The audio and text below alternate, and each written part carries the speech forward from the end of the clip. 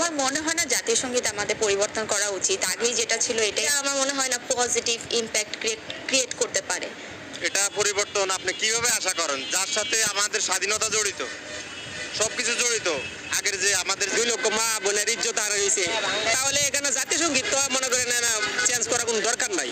কারণ এটা চেঞ্জ করলে যারা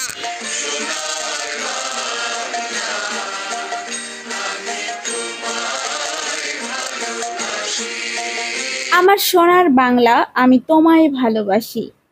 আমাদের জাতীয় সঙ্গীত আমাদের প্রাণ। আমাদের জাতীয় সঙ্গীত আমাদের দেশ স্বাধীনের প্রবণতা।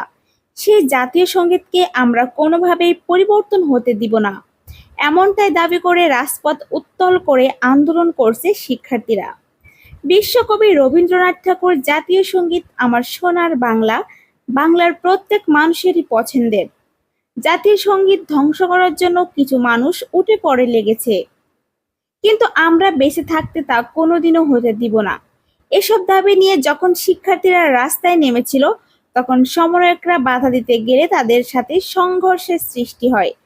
বাংলাদেশের সাবেক প্রধানমন্ত্রী শেখ হাসিনার দেশ থেকে চলে যাওয়ার পর অন্তর্বর্তীকালীন সরকার ডক্টর ইউনূস প্রধান উপদেষ্টা হিসেবে দায়িত্ব পালন করেন। কিন্তু দেশের সংবিধান অনুযায়ী অন্তর্বর্তীকালীন সরকার দেশের জাতীয় সঙ্গীত পরিবর্তন করতে পারে না। কিন্তু বর্তমান অন্তর্বর্তীকালীন সরকার দেশের জাতীয় সঙ্গীত পরিবর্তন করার সিদ্ধান্ত নিয়েছেন, যা অন্যান্য মাননীয় ব্যক্তিসহ শিক্ষার্থীরা কখনোই মেনে নিতে পারবে না। তার বিভিন্ন জায়গায় শিক্ষার্থীরা সহ সাধারণ জনগণ আন্দোলনে নেমে পড়েছে, কিন্তু সেখানে সমন্বয়করা বাধা দেওয়ার চেষ্টা করছে এবং সেখানে তুমুল সংঘর্ষ সৃষ্টি হচ্ছে। শেষ পর্যন্ত শিক্ষার্থীরা বললেন, দ্রুত অন্তর্বর্তীকালীন সরকার তার সিদ্ধান্ত না বদলালে আমরা কঠিন পদক্ষেপ নিতে বাধ্য হব।